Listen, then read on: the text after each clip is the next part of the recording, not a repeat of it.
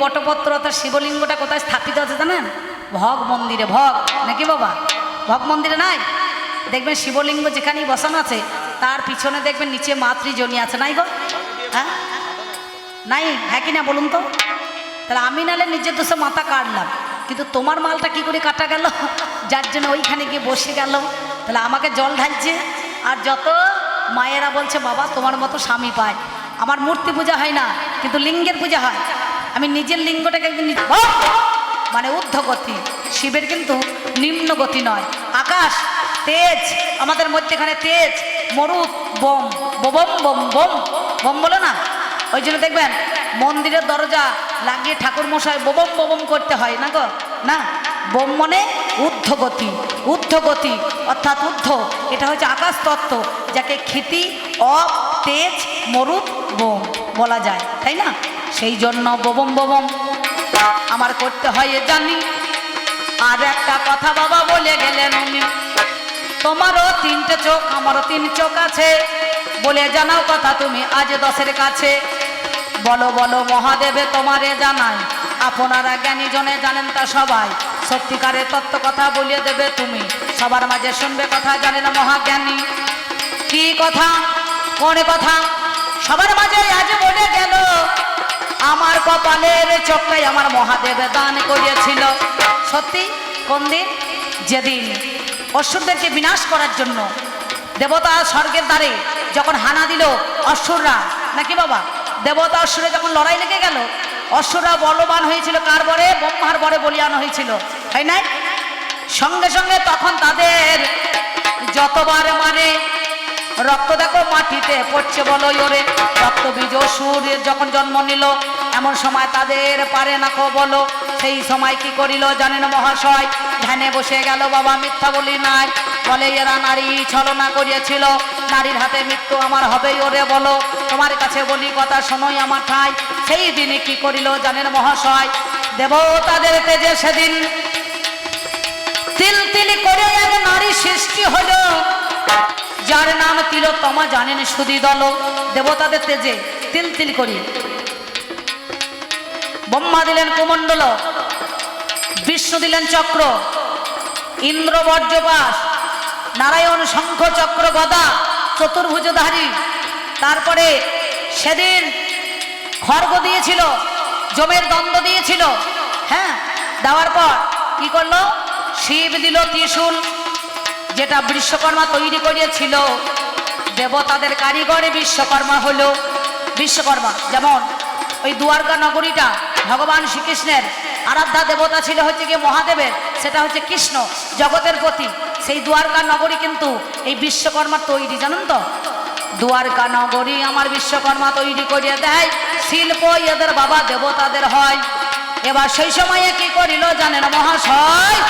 এই দিব্য চোখটা, জ্ঞান চক্ষুটা দান করে দেয়, যাতে তিন দিকে দেখার দৃষ্টি দিয়ে, একে বলা হয় জ্ঞান চক্ষু। চর্মচক্ষু একটা সূর্য একটা চন্দ্র, আর এটা হচ্ছে জ্ঞানের প্রতি। ওই অসুরদের সঙ্গে যুদ্ধ করার ধরল, সেই জন্য অসুরদেরকে বিনাশ করার সময় সৃষ্টির প্রারম্ভে, সৃষ্টি করাকালীনে সেই সময় এই জ্ঞান চক্ষুটা তাকে দান করেছিল। ত্রিনয়ন, এই ত্রিনয়নের দৃষ্টি দিয়ে মহাদেব বলল যাও তুমি কোটি দৃষ্টিতে অন্য অসুরকে দেখার জন্য তাকে ওই দিব্য শক্তিটা দিয়েছিল, অর্থাৎ দৃষ্টিটা দিয়েছিল, যাকে বলা হয় জ্ঞান। একটা চন্দ্র একটা সূর্য আমাদের মধ্যেখানে সেইটা রয়ে গিয়েছে, যার জন্য দেবাদিদেব মহাদেব তাকে বাবা দান করিল। আমার মহামায়ার জ্ঞানের প্রতীক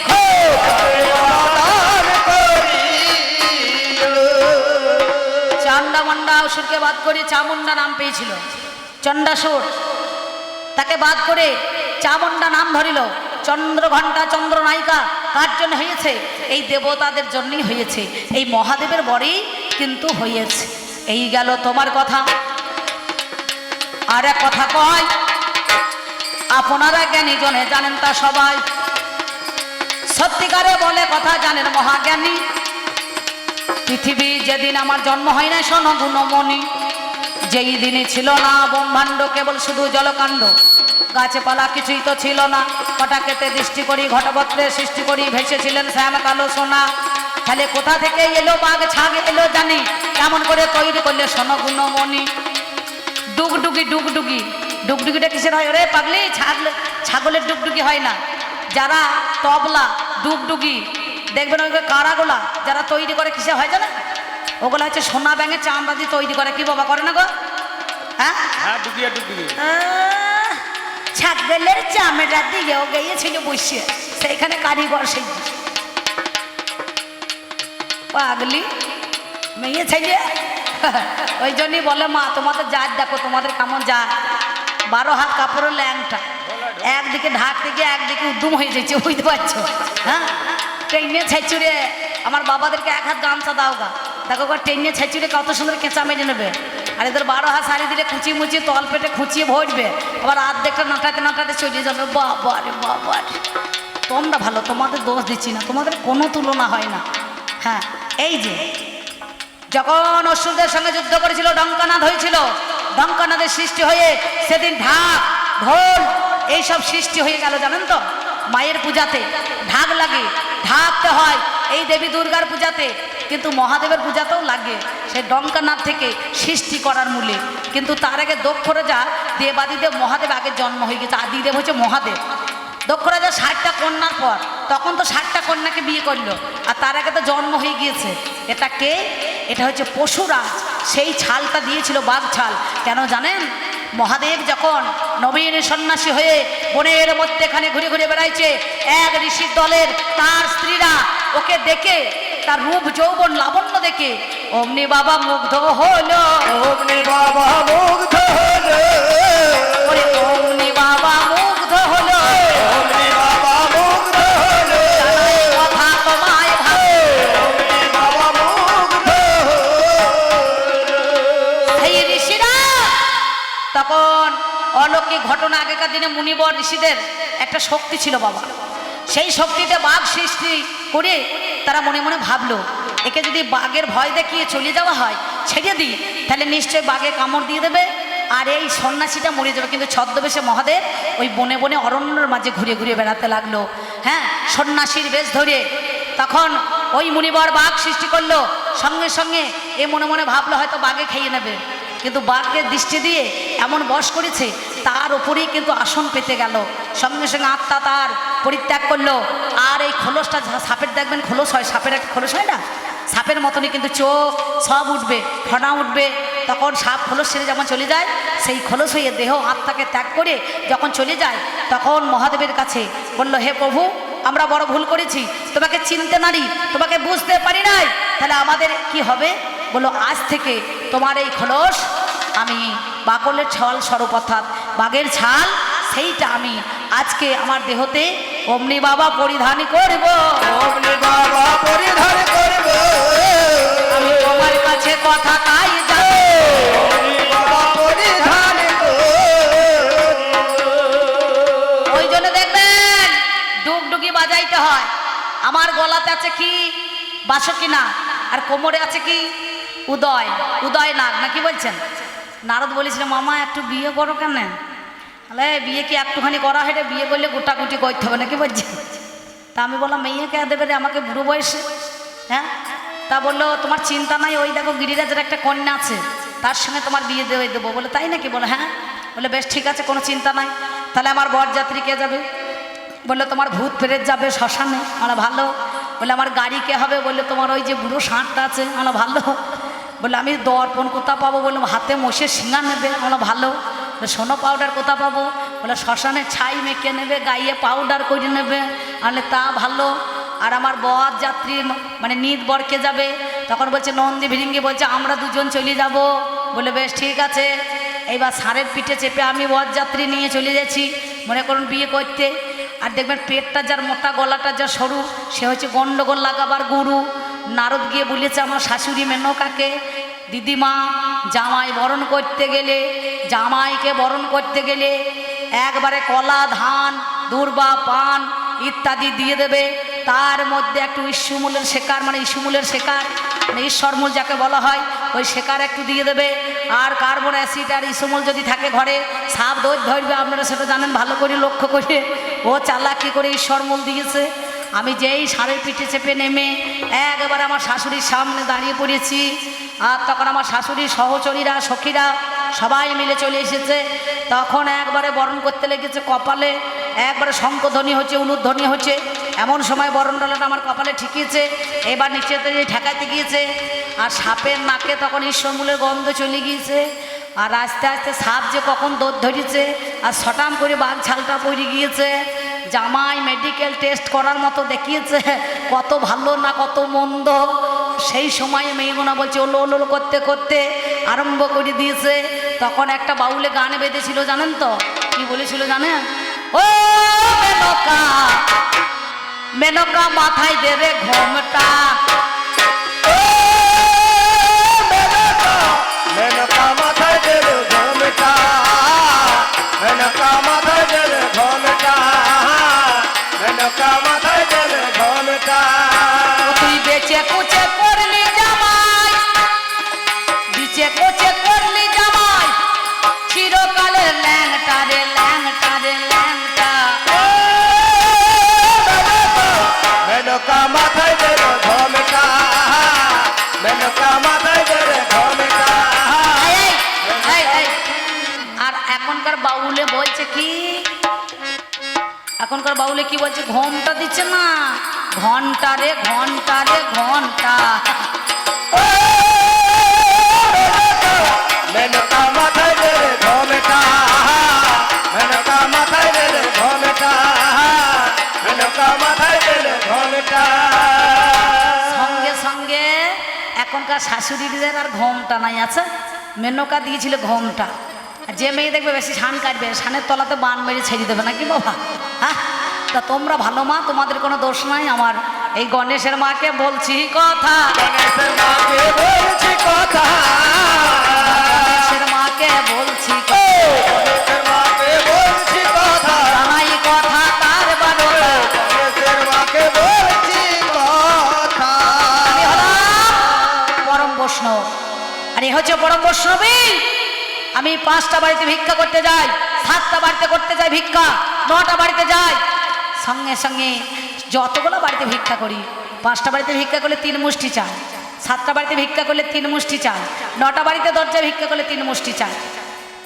গজালে ওই ঝোলাটা রেখে দিই, আর মদরা ইঁদুর সে কুটকুট করে কেটে দেয়, সঙ্গে সঙ্গে যা মাল সঞ্চয় করে চুরচুর করে পড়িয়ে যায়, না কি বলছেন? আর আমি সেই সময় বলি, ও গণেশের মা সেলাই করে দে না ঝোলার ফুটোটা, বলিও গণেশের মা সেলাই করে দে না ঝোলার ফুটোটা, বলিও গণেশের মা সেলাই করে দে না ঝোলার ফুটোটা। আমি যত সেলাই করি দাদা, আমি যত সেলাই করি দাদা, ফুটো পারতে পারি না। বলিও গণেশের মা সেলাই করে দে না ঝোলার ফুটোটা, বলিও গণেশের মা সেলাই করে দে না ঝোলার ফুটোটা। এই আমার গণেশ জননী দুর্গা তুমি হইলে, তোমার কথা বলি এবার সবার মাঝে খুলে। রাত 12টায় ওই যে বলছিলাম না চলে গেল, যেদিন কংসের কারাগারে, কংসের কারাগারে, কংসের কারাগারে, কংসের কারাগারে সবারই কিন্তু 2 অংশের কারাগারে জন্ম হয় নাকি বাবা? শুধু কৃষ্ণের নয়, বাবার 2, মায়ের 2, 4, আর ভগবানের 10 নাকি গো? যেদিন কৃষ্ণর জন্ম হয় দাপর যুগের মধ্যেখানে ভাদ্র মাসে জন্মাষ্টমী তিথিতে নাকি, হ্যাঁ, শুক্লপক্ষে, আপনারা জানেন নাকি একটা কৃষ্ণপক্ষ একটা শুক্লপক্ষ তিথিতে, সেদিন কি করিল মহামায়া জানেন মহাশয়, আমার মচ্ছুদি করে গণেশের মা বাড়ি থেকে বের হয়, যমুনায় উতল তরঙ্গে বইয়ে যে চলিল, বসুদেব মাথায় করে নিয়ে যাই রে বলো, ঝরঝর করে বৃষ্টি ঝরে, করকর করে মেঘ ডাকে, বিজলি যে চমকিয়ে যায়, কিন্তু যমুনা পার হইতে বাবা কভু পারে নাই। বুঝেছে? তখন মনে মনে ভাবছে, দেখবেন এখন গান একটা বেরিয়েছে না, খুব ভাইরাল গান, কংসের কারাগারে, তাইছে না, মা দৈব কি উদরে জন্ম নিল ভগবান। বলো হরে কৃষ্ণ হরে রাম। কংসের কারাগারে মাতঙ্গ কিরুতরে জন্ম নিল ভগবান। বলো হরে কৃষ্ণ হরে রাম, বলো হরে কৃষ্ণ হরে রাম।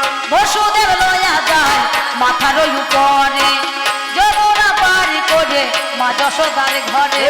বসুদেব লয়া যায় মাথার উপরে, যমুনা পার করে মা যশোদার ঘরে। দিনে দিনে বড় হয় নব ভারসে, কংসের কারাগারে মাতঙ্গ কিরুতরে জন্ম নিল ভগবান। বলো হরে কৃষ্ণ হরে রাম, বলো হরে কৃষ্ণ হরে রাম। এই দিন আমার এই দেবী দুর্গা আদ্যাশক্তি মহামায়া, গণেশ জননী দুর্গা, লক্ষ্মীর মা, সরস্বতীর মা শ্রীগালিনী রূপ ধারণ করিয়া বাবা জানি আমার পেরিয়ে গেল বাবা যমুনা দিয়ে তিনি। বসুদেবে মনে মনে ভাবিতে লাগিল, একটাই আমার শ্রীগালিনী সেই জনা বলো, যদি আমার পার হতে পারে ওরে হায়, তা হইলে আমি কেন পার হব না। এমন সময় সেদিন দেখো লোমে ঢাকা ছিল, কাপড় চোপড় সব বাবা লোমে হয়ে গেল, দাড়ি গোপ সেদিন আমার বেরিয়ে গেল। আয় আমি কি বলিব ভাবের কথাই আপনাদের জানাই।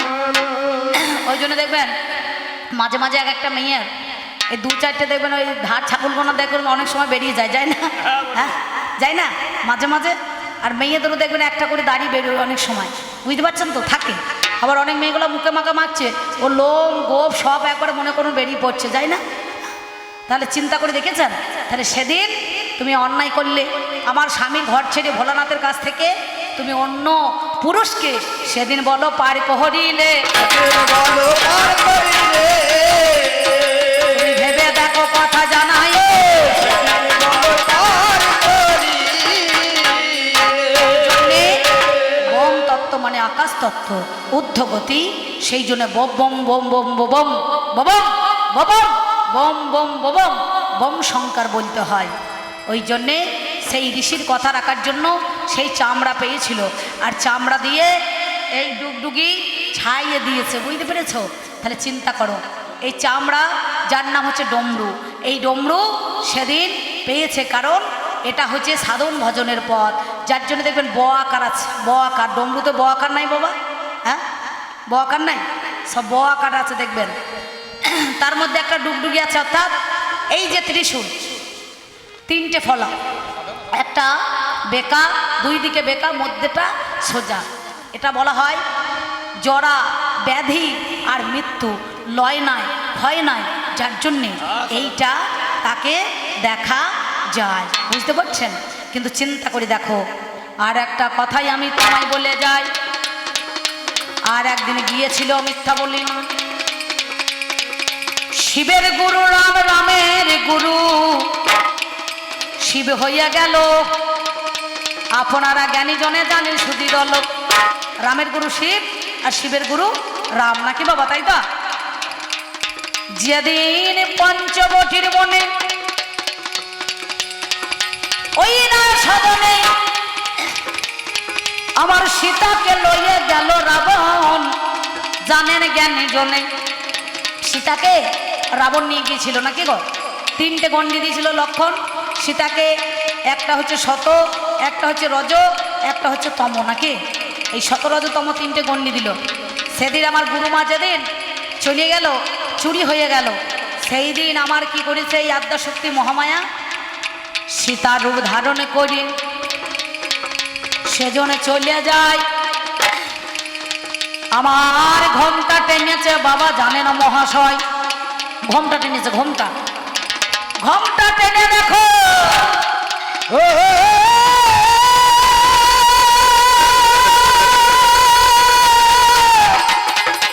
দেখো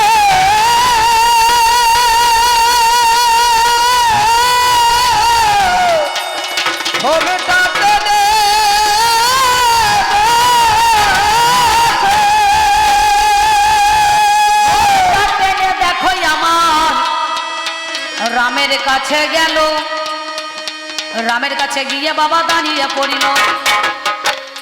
আমার রামচন্দ্র করে কথা কাঁদিতে লাগিল, তোমরা জানো কি জানলে সুদি দল, কোথায় আমার জানো কি অমনি চলে গেল।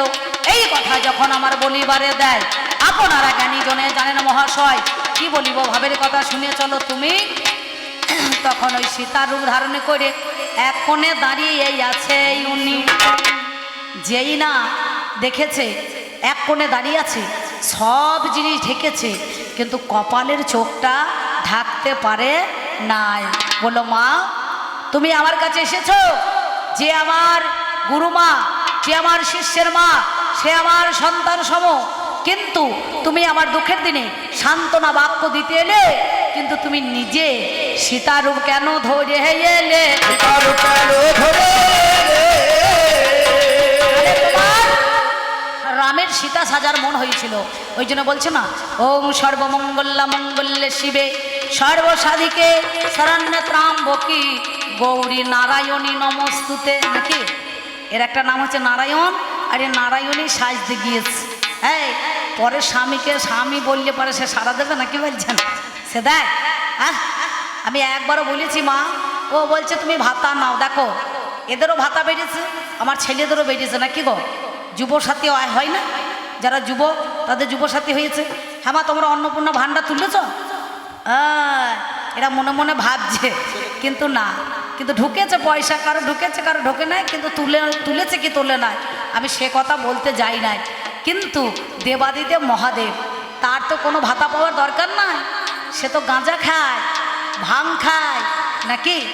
আমার এই গাঁজা ধুদ্র গাছ কেমন করে এলো জানেন? দুটো সর্প ছিল, সেই সর্প দুটো সর্বদাই আমার কাঁধে জটার ফাঁকে ঘুরে ঘুরে বেড়াইত। আর দুর্গা করেছে কি, একে জ্বালাতন করতে বলে কৈলাস পড়বে, ও একবার তাকে ঠুকে পাথরে করে মেরে গাছের মধ্যেখানে একবারে গোড়াতে গিয়ে পুঁতে দিয়েছে। তখন মহাদেব ধ্যানে বসে দেখছে এই সর্প দুটো কোথায় গেল, তখন বলছে একে তো প্রাণটা শেষ করে দিয়েছে, বলে আজ থেকে যাও একজনা ওই গাঁজা ভাঙ গাছ হয়ে জন্ম নেবে, আর একজনা ধূদ্র হয়ে তোমরা বাবা জন্ম নেবে, তোমরা বাবা জন্ম নেবে, তোমরা বাবা জন্ম নেবে, তোমরা বাবা জন্ম নেবে, আমার ভক্ত গণের সবাই খাবে, তোমরা বাবা জন্ম নেবে। আরে শিবের নালে এত গুণা মাথা আছে ঠিক আছে, কিন্তু শিব নালে নিজের মাথা নিজেই কেটেছে, নাকি বলছেন? কিন্তু গৌরীর বটপত্র অর্থাৎ শিবলিঙ্গটা কোথায় স্থাপিত আছে জানেন? ভগ মন্দিরে, ভগ নাকি বাবা, ভগ মন্দিরে নাই দেখবেন শিবলিঙ্গ যেখানেই বসানো আছে তার পিছনে দেখবেন নিচে মাতৃজনী আছে, নাই গো? হ্যাঁ নাই, হ্যাঁ কি না বলুন তো? তাহলে আমি নালে নিজের দোষে মাথা কাটলাম, কিন্তু তোমার মালটা কি করে কাটা গেল? যার জন্য ওইখানে গিয়ে বসে গেল, তাহলে আমাকে জল ঢালছে। আর যত মায়েরা বলছে বাবা তোমার মতো স্বামী পায়, আমার মূর্তি পূজা হয় না কিন্তু লিঙ্গের পূজা হয়, আমি নিজের লিঙ্গ ধনী মাগো। বাবা বাবা বাবা বাবা, এটা কি শুনতে পাচ্ছে না? কানে খোল ঢুকে আছে নাকি? ঠিক ঠিক, এত লোক ধরে দিচ্ছে তা কানে পৌঁছায় না, আমার মনে হয় কানে খোল ঢুকে আছে, বার করতে হবে। শুধু শুধু তো বার করা হবে না, এ নাংলা পাঁচন চাই তারপর বার করা হবে। পুরুষ বোঝে না মধুর বচনে, বোঝে মধুর বচনে, এই রে গরু জব্দ হবে নাংলা পাঁচনে, তাহলে এই রে গরু আমার কাছে জব্দ, নাংলা পাঁচনে জব্দ, শুধু শুধু জব্দ হবে না।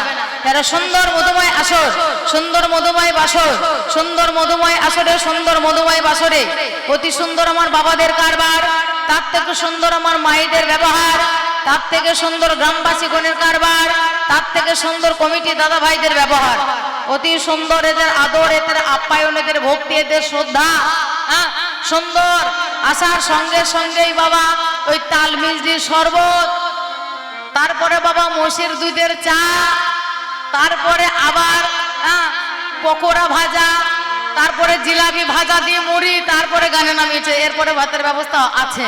হ্যাঁ, এদের আদর, এদের আপ্যায়ন, এদের ভক্তি, তার জন্য অতি সুন্দর কমিটি দাদা ভাইদের ব্যবহার।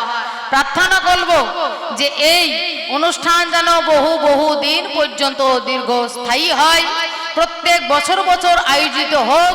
আপনাদের বহুরুল গ্রামে রথযাত্রার পূজার উপলক্ষে এই হরি বাসরের আয়োজন। যেখানে হয় হরির বাসর সেখানে হয় মধুর বৃন্দাবন। আমি এইটুকু কামনা করব গোবিন্দের কাছে। তাই অতি সুন্দর তাদের ব্যবহার, তার থেকে সুন্দর মাইকের ব্যবহার, তার থেকে সুন্দর মাইকম্যান দাদা ভাইদের ব্যবহার, তার থেকে অধিক সুন্দর আমার বিপক্ষ পাল্লাদারের উক্তিগত যুক্তি তর্ক বাঘ বিতণ্ডা যুদ্ধ মারামারি কাটাকাটি লাঠালাঠি এবং অধ্যকার দরবার করে গেল যা ব্যবহার, এর মতো মহাদেব কি বলবো। আর আমার মনে হচ্ছে তোমাকে একটা মেডেল দেওয়া দরকার। কোথায় বলে ওরে মা তুমি, তোমার জন্য 3.5 দিন ভাত খাইনি আমি। সেই কথার কথা আপনাদের আয়োজিত, আপনাদের মনমতো, আপনাদের পছন্দ মতো আমাদের দুজন অভিনীত বিষয় বা লড়াই, একদিকে শিব আর একদিকে দুর্গা। আমার পাল্লাদারকে সাজিয়ে দিয়েছেন মহাদেবের ভূমিকায়, এই অধম সঞ্চিতাকে দিয়েছেন মাতা পার্বতীর ভূমিকায়। আমি পার্বতীর ভূমিকায় শিরোধার্য করে প্রথম পাল্লায় প্রথম আসরে এসে আমি আমার বন্দনা গীতিকে ইতি রেখে একটা নির্দিষ্ট জায়গায় দেখা সাক্ষাৎ ঘটিয়ে আমি তার চলা বলার পথকে প্রশস্ত করে দেওয়ার জন্য আমি ছোট্ট ছোট্ট করে মাত্র গুটি কয়েক দাবি বা জিজ্ঞাসা রেখেছিলাম। আহামরি এমন কোন দাবি, এমন কোন বোঝা আমি আমার পাল্লাদারের মাথার উপর চাপিয়ে দিয়ে যাইনি যাতে তার টানতে কষ্ট হয় বা তার ব্যথা হয়। সর্বপ্রথম আমি তোমাকে জিজ্ঞাসা করে গেলাম, বলতে পারো তুমি আসলে যখন, আজকে দেখলাম তোমার পরনের বাঘের ছাপ, হাতে তোমার ত্রিশূল, আর ত্রিশূলের আগায় আছে ডমরু। আজকের কথা নয়, যেদিন পৃথিবীর সৃষ্টি হয়নি কোনো মানুষজন পশু পাখি জীব জঙ্গম স্থাবর জঙ্গল পাহাড় পর্বত নদী নালা ঘর বাড়ি ইত্যাদি কিছুর যখন জন্ম হয়নি তখন জন্ম হয়েছিল তোমার। আর তোমার যেদিন থেকে জন্ম হয়েছে সেদিন থেকে তোমার পরনের বাঘের ছাল। বলো এই বাঘের ছালটা তোমার এই কোমরে এলো কিভাবে? যখন কোনো প্রাণী সৃষ্টি হয়নি, কোনো জীবের জন্ম হয়নি, তাহলে বাঘের ছালটা এলো কিভাবে? তোমার কাছে আমার জানবার বাসনা। মহামান্য জন আদালত আপনাদের কাছে এসে আবির শেখ নামে একটা বাচ্চা হারিয়ে গেছে। তুমি যেখানে থাকো আমাদের মঞ্চের সামনে চলে এসো, তোমার বাড়ির লোক খোঁজ করছে। আবির শেখ, আবির শেখ তুমি যেখানে থাকো আমাদের মঞ্চের সামনে চলে এসো, তোমার বাড়ির লোক খোঁজ করছে। আবির শেখ তুমি যেখানে থাকো মঞ্চের সামনে উপস্থিত হও, তোমার বাড়ির লোকজন খোঁজ করছে। আবির শেখ, যাই হোক আমি সেই জায়গায় দাঁড়িয়ে আমি তোমাকে জিজ্ঞাসা রেখেছিলাম। মহামান্য জন আদালত আপনাদেরকে এসে, আপনাদের কাছে এসে আপনাদেরকে রসিয়ে, আপনাদেরকে বসিয়ে, আপনাদেরকে ভাবে ভাসি দিয়ে চলে গেছে বাবা। হ্যাঁ, আসল কথা তাই রে নাই রে ভোলাতে চাই পাচনে, আর কি আসর জমবে বন্ধু তোমার এই ভাঙা মাদার নাচনে। বাবারে এ বারবার বলে দেয় যে আমার ঝোলাতে ফুটো আছে, এই ফুটো করেছে কে? এ ঝোলায় ফুটো আছে, এই দাঁড়াদাঁড়ি ভিক্ষা করতে যায় আর ভিক্ষা ঝুলিয়ে নিয়ে এসে আমার হাতে দেয়। আর সেই ভিক্ষা ঝুলা ঝাড়া ঝেড়ে দেখি 3-6 টাকা বেশির মাল নাই, মানে 1 প তাও নয়। হ্যাঁ, সেই চাল গেল কোথায়? গোটা গ্রাম ভিক্ষা করিয়ে বাবা 300 টাকা বেশি মাল থাকে না। তারপরের দিন বললাম 2 গ্রাম ভিক্ষা করবে, তারপরের দিন দেখছি 300 টাকা বেশি মাল নাই। হ্যাঁ, আমি জিজ্ঞাসা করলাম কি ব্যাপার? তারপরে দেখলাম বাবা ঝোলার ফাঁকে ফুটো আছে। ফুটো করেছে কে? ওই যে গনসার একটা মদনা ইঁদুর আছে, ওই মদনা ইঁদুরে ফুটো করেছে। তাকে আমাকে বারবার বলে, ও গণেশের মা সেলাই করে দে না ঝোলার ফুটোটা, সেলাই করে দে ঝোলার ফুটোটা। আমি তোমার ঝোলায় ফুটো সেলাই করতে এসেছি? হ্যাঁ, ফুটো সেলাই করবার জন্য তো দর্জি আছে। যাই হোক আমি তার ঘরের বউ, আমি তার ফুটো সেলাই করতেই পারি। আমি 1 দিন দিলাম সেলাই করিয়ে, 2 দিন দিলাম সেলাই করিয়ে, 3 দিন দিলাম সেলাই করিয়ে। বাবা সেলাই মাল থাকবে? হ্যাঁ, রামসাম যদু মধু যত আছে পুরুষ তাদের ঝোলার তলায় ফুটো থাকতে পারে, কিন্তু তুমি দেবাদিদেব মহাদেব হয়ে তোমার ঝোলার তলায় আছে ফুটো। এ কথা আমি বলি না, এ নিজেই বলেছে। আমি এর পিছনে দেওয়ার আগেই নিজে নিজের বাঁশ নিজে নিজে ভরছে বাবা, এতে আমার কিছু করার নাই। তুমি নিজে নিজেই প্রমাণ করলে তোমার ঝোলায় ফুটো আছে। ফুটো থাকবে কেন? হ্যাঁ, কি জন্য থাকবে? মদনা ইঁদুরেতে যত যত পুরুষ আছে সবারই ঘরের হ্যাঁ ঝোলার ফুটো হয়ে যায়, কিন্তু ভোলানাথের ঝোলা ফুটো হওয়ার নয়, কিন্তু সেই ঝোলার ফুটো আছে, সে নিজে নিজেই বাবা প্রমাণ করে যায়, আমাকে প্রমাণ করবার দরকার হলো না। যাই হোক, তাহলে তোমার হাতে আছে ডমরু, সেই ডমরুটা তৈরি করতে গেলে বাবা ছাগলের চামড়া দিয়ে তৈরি করতে হয়। তা বলে না, ওটা ছাগলের চামড়া নয়, বলছে ছাগলের চামড়া দিয়ে। বাবা ইঙ্গিত করা জাত কি? হ্যাঁ, ইঙ্গিত করার ওইটাই শিখেছে, আর কিছু শিখুক আর না শিখুক, ইঙ্গিত কি করে করতে হয় সেটা ভালো করে জেনেছে। হ্যাঁ, বাবা বাবা, তাই এ আবার ঘুরিয়ে বলছে, কি বলছে? সোনা গোদার চামড়া। একে কি বলতে হয় তাহলে? হ্যাঁ, এ মাথা মোটা পুরুষকে কি বলতে হয় তাহলে? এ সোনা গোদার চামড়া দিয়ে তৈরি করেছে তুমি। তাহলে যেটা জানো না সেইটা বলবার চেষ্টা করো না। কথাই বলে, যা জানন্তি তাই করন্তি, আর যদি না জেনে সেই কাজ করন্তি তো উপর দিকে ঠ্যাং তলিয়ে ফরফরিয়ে মরন্তি। হ্যাঁ, যাই হোক, আপনাদের কাছে বলেছে, আপনাদেরকে রসিয়ে, আপনাদেরকে ভাসিয়ে, আপনাদেরকে গলিয়ে দিয়ে চলে গেছে। তার কারণ সে যখন লেগেছে বলতে, তার কথা শুনে আপনারা লেগেছেন বলতে, আর পিছনে মায়েরা লেগেছিল ঢুলতে, আর আমি তখন ওই রাস্তার পিছনে দাঁড়িয়ে দাঁড়িয়ে রেখেছিলাম হু হু করে জ্বলতে। সে যখন বলছে, তার কথা শুনে আপনারা হা হা করে হাসছেন, আমার বুকের ভেতরটা মাগো লঙ্কা বাটার মতো জ্বলছে। বোটা বলে কি আরে বোটা করে কি? হ্যাঁ, আমি তোমাকে বলে গিয়েছিলাম, জিজ্ঞাসা করে গিয়েছিলাম, হে ভোলানাথ তুমি বলতে পারো? তুমি আমাকে বলেছো তেয়া চোখ মেয়ে, তা আমার কপালের মধ্যে যে চোখটা আছে সেই চোখটা তুমি আমাকে দান করেছো, সেটা কবে দান করেছো? কিছু পেয়েছেন? কোন স্বীকৃতির ফলে কি এমন কর্ম করেছি সেই কর্মের ফলে তুমি আমার এই ললাটে মানে কপালের চোখটা তুমি আমাকে দান করেছো? তুমি আমাকে জবাব দাও। বাবারে, আমি তোমাকে বাঁচাইয়েছি, আমি তোমার জন্য কি করেছি? হ্যাঁ, সমুদ্র মন্থন হলো, সেই সমুদ্র মন্থনে বিষ উঠলো, আমার ভোলা মহাদেব পান করলো। হ্যাঁ, আমি তখন তোমাকে ডাকতে লাগলাম, মানে শুধু ডাকে না, আমাকে মা মা বলে ডেকেছিল। এ কোন মা আছে বাঁচাবে? বিষ খেয়ে যে পড়েছিল, হা করে পড়েছিল, আর মা মা বলে চেঁচিয়েছিল আর ডেকেছিল। এর কোন মা আছে বাঁচাবে? একমাত্র আমি আদ্যাশক্তি মা মহামায়া এসেছিলাম এবং বলেছিলাম, চিন্তা করেছিলাম, একমাত্র এ বাঁচতে পারে শুধু শুধু আমার স্তন ভান্ডার পান করে তবে বাঁচতে পারে। যেই না মুখের মধ্যে ভরে দিলাম, সেই সময় বাবা চপ চপ চপ চপ করে বাবা টানতে আরম্ভ করেছে, প্রাণে বাঁচবার ভয়ে। তোমার লজ্জা লাগে না? প্রাণে বাঁচবার ভয়ে সেদিন বাবা টানতে আরম্ভ করেছে, আর যেই না টানতে আরম্ভ করলো, সেদিন বাবা কণ্ঠের মধ্যে বিষটা ধরে রাখলো।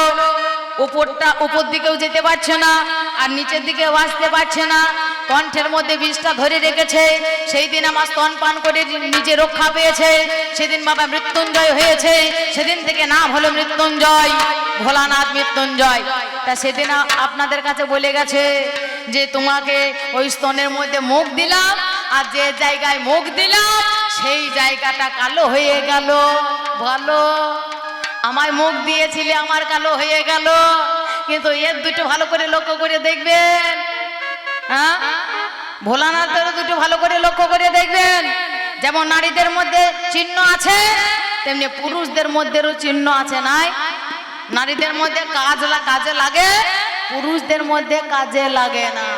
হ্যাঁ, এইটুকুই মাত্র তফাৎ নাকি?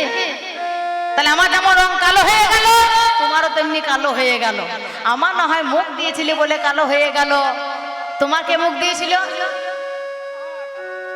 বাবা বাবা, তাহলে পুরুষের কে মুখ দিয়েছিল তার জন্য কালো হয়ে গেল? মাল নাই, তার বেলায় মাল নাই।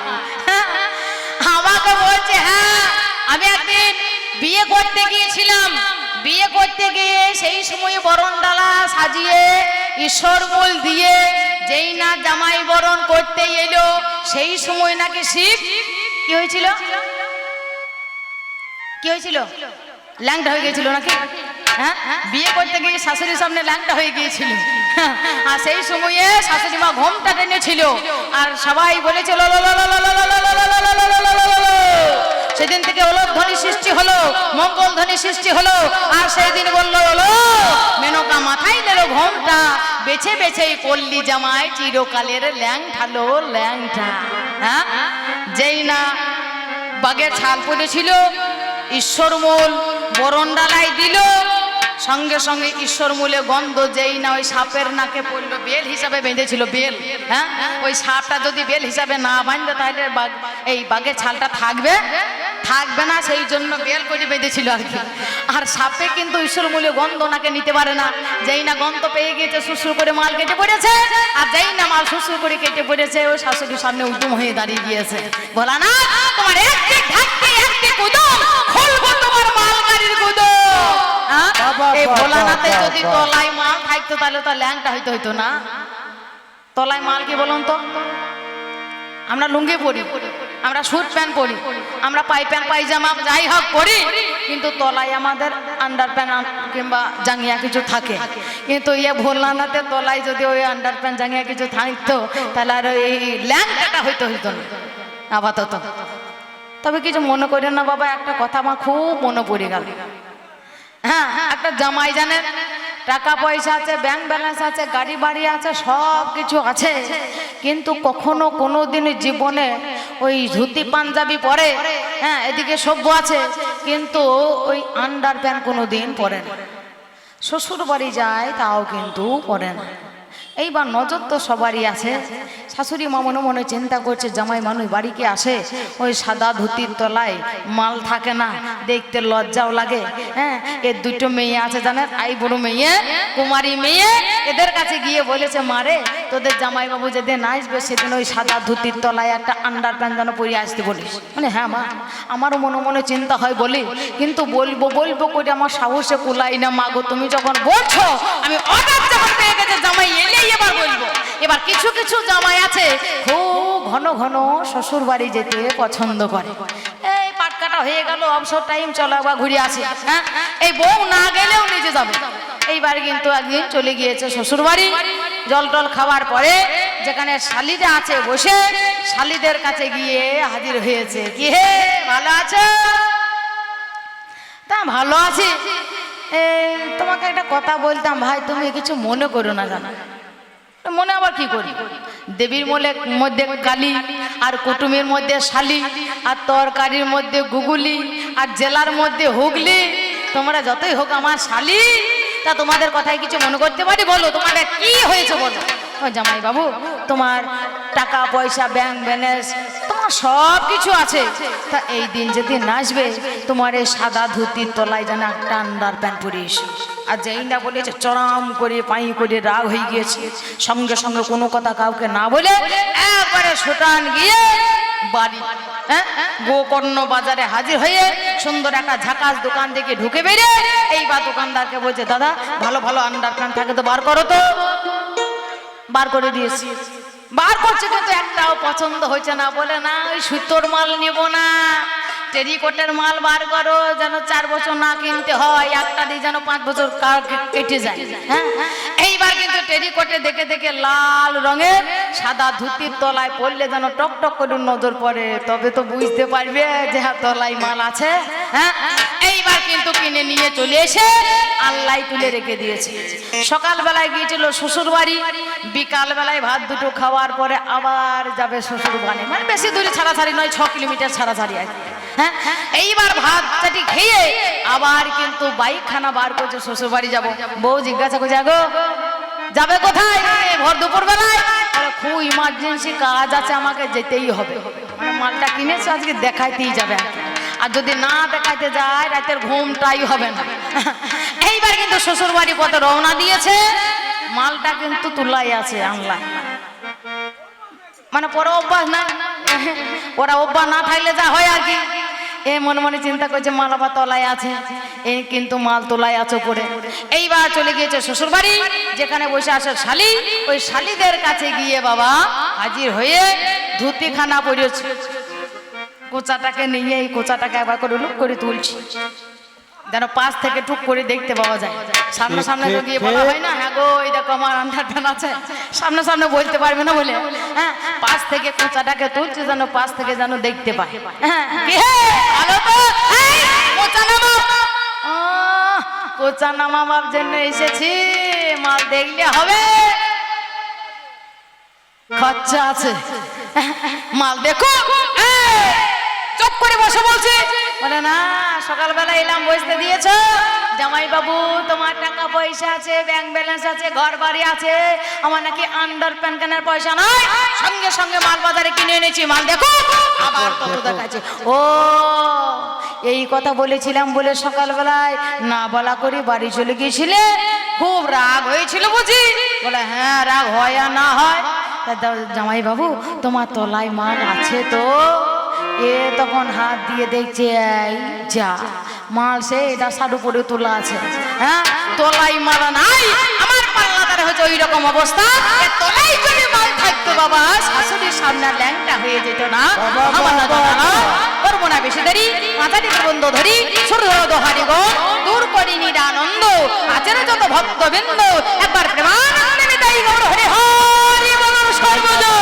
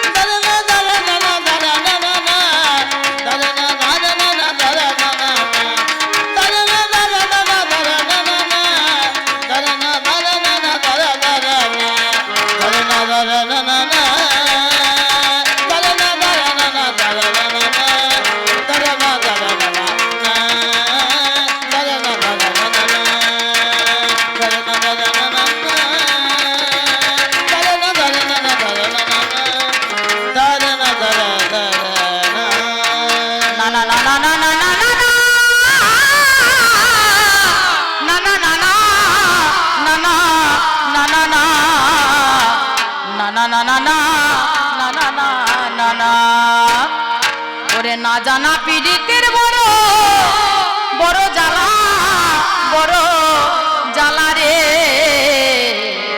ওরে না জানা পীড়িতে বড় জ্বালা।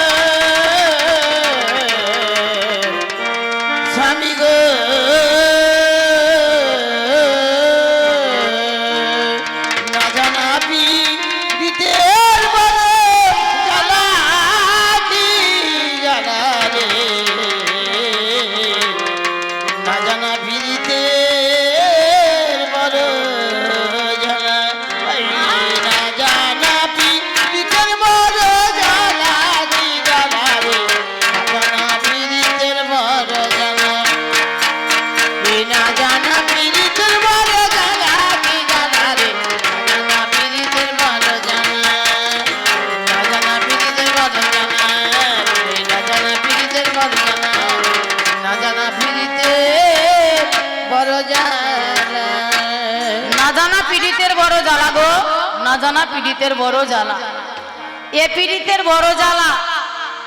পীড়িতি পীড়িতি পীড়িতি ভোলানাথ, এ পীড়িতি করতে মন সবারই ইচ্ছা হয়, মন সবারই চায় যে পীড়িতি করব, প্রেম করব, কিন্তু বাবা কেউ লোক পায় না, কেউ বাঘ পায় না। কেউ যদি লোক পায় তো বাঘ পায় না, আর ঠিক মতো বাঘ থাকে তো ঠিক মতো লোক থাকে না, আর যদি লোক থাকে বাঘ থাকে তার সময় থাকে। হ্যাঁ, তাহলে সবারই দ্বারা পীড়িতি হয় না নাকি? সবারই সঙ্গেও পীড়িতি হয় না। পীড়িতে কার সঙ্গে হয়? সুনায়িকা নইলে হয় না, আর সুনায়ক নইলে হয় না।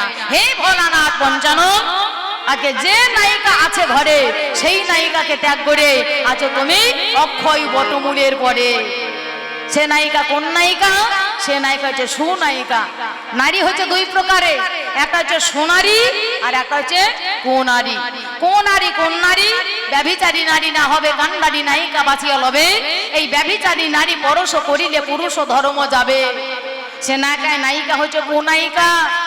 সোনায়িকা কোন নায়িকা? যেজন যুবতী কুলবতী সতী সুশীলা সুমতি, যার ঘোর অন্ধকারে নায়কে করিয়া কোলে ভব নদী করে পার। নারী অর্থাৎ লা, লা শব্দে নৌকা, আর নৌকা যদি না থাকে তাহলে ভব পারাপার করা যায় না। তাহলে আমি হলাম সেই নারী।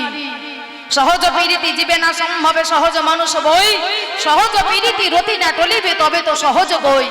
বানের সহিত পীড়িতি চজিবে পীড়িতি তাহাকে কয়, কাম লোভে পড়ি যে করে পীড়িতি নরকে ডুবিয়া রয়। অনুরাগে পড়ি কাম লোভে ছাড়ি পীড়িতি করয়ে যে, বাসুলিয়া দেশে কহে চণ্ডী দাসে মানুষ পাইবে সে। তাহলে পীড়িতি পীড়িতি সবজন কহে পীড়িতি সহজ কথা, পরীক্ষের ফলে নহে তো পীড়িতি নাহি মিলে যথা তথা। পীড়িতি অন্তরে পীড়িতি মন্তরে পীড়িতি সাধিল যে, পীড়িতি রতন লোভিল সেজন বড় ভাগ্যবান সে। পীড়িতি লাগিয়া আপনা ভুলিয়া পরেতে আপন করে, পরেতে আপন করিতে পারিলে পীড়িতি মিলাইয়ে তারে। পীড়িতি সাধন বড়ই কঠিন কহে দিজ চণ্ডীদাস, দুই ঘুষাইয়া এক অঙ্গ হয় থাকিলে পীড়িতি আর। তাহলে সেই নায়িকা থাকতে ঘরে যাই তুমি কুজনি পাড়া দিয়ে, হ্যাঁ।